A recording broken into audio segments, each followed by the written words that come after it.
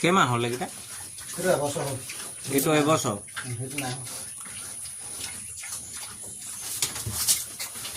ইটো ইটো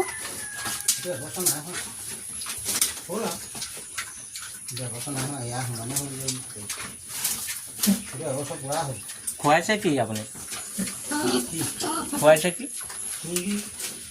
অকল তুঁহগুৰি কচু দিছে। কলপাতলৈকে নেৰিছে। আমো খাবলৈ ধৰিছ।